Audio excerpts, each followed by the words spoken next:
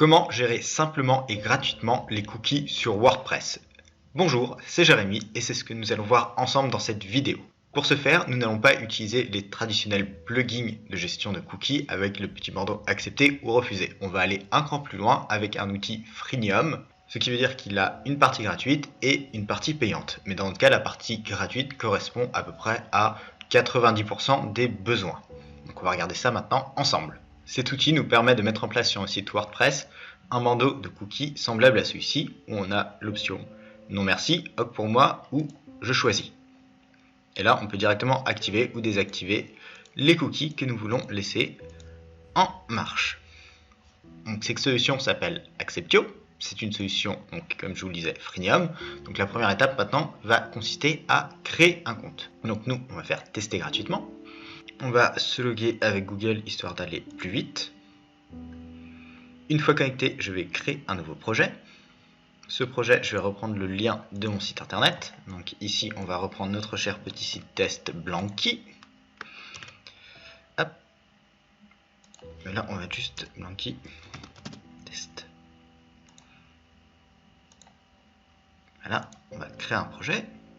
Donc là, on a le retour du pop-up et on va configurer tout ça étape par étape.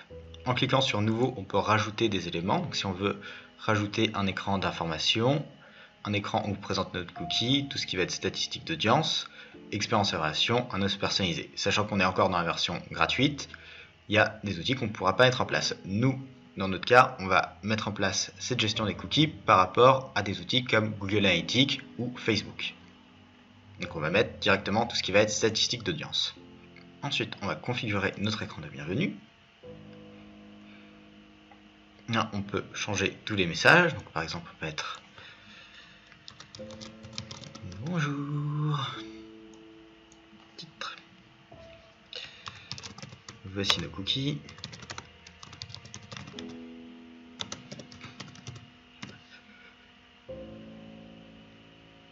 Là, on peut à nouveau changer ceci. Si on veut, on peut changer l'illustration.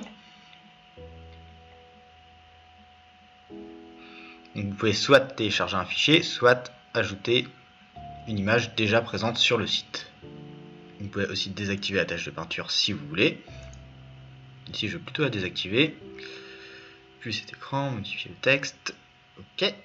Ici, la case utiliser la même mise en forme, nous allons la garder décochée afin que le bouton Hop pour moi soit mis en avant et donc favoriser les clics sur ce dernier afin que l'utilisateur utilise les cookies. Ce qui nous sera utile pour du retargeting et tout ce qui va être publicité. Alors là, on va faire l'écran de présentation des cookies. Donc là, on a Google Analytics et Facebook Pixel. On peut changer si on le désire.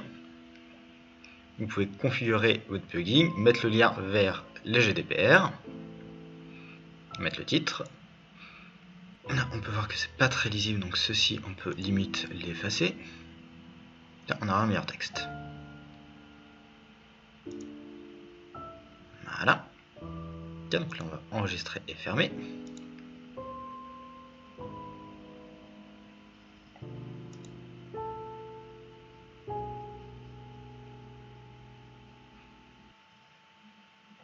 Là, on peut laisser comme ceci, et c'est très bien. Si je fais hop pour moi, ça accepte tout. Si je fais je choisis, j'ai bien directement mon étape tout coché et les outils que j'ai choisis.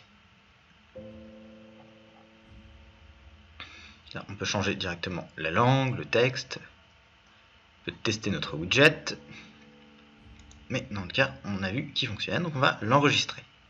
Une fois enregistré, on va cliquer sur publier, on va faire confirmer.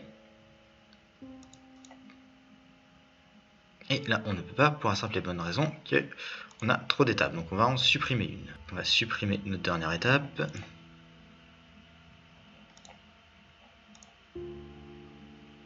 Voilà, maintenant on va pouvoir le publier.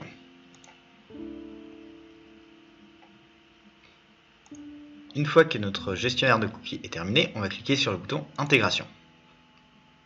Là maintenant, on peut directement copier le code et il va falloir se rendre sur l'interface admin de WordPress.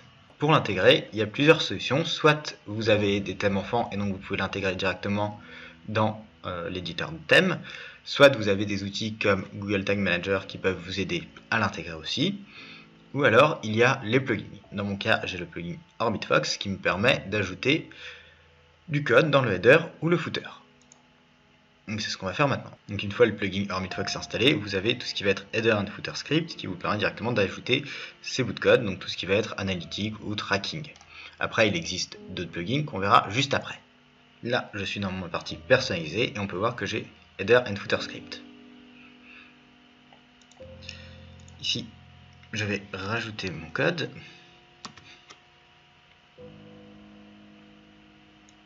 Et je vais cliquer sur publier. On va fermer ça. Donc là, on peut voir que j'ai bien mon gestionnaire des cookies qui fonctionne. Je peux tout accepter ou tout refuser. Maintenant, si vous n'avez pas OrbitFox et que vous désirez une autre extension, c'est pas un souci, on va directement se rendre sur la partie extension et on va faire ajouter. Et là, nous allons rechercher header and footer script. Header and footer script est une extension qui est pas mal utilisée notamment dans ce genre de cas et pour aussi implémenter des outils comme le Pixel Facebook ou Google Analytics. Dans votre cas, c'est fort probable que vous l'ayez déjà installé si vous avez déjà vos outils de tracking sur votre site internet. Sinon, il suffira de cliquer sur installer, activer et normalement sur le côté, on va regarder ensemble comment ça va se goupiller. Là, donc une fois activé,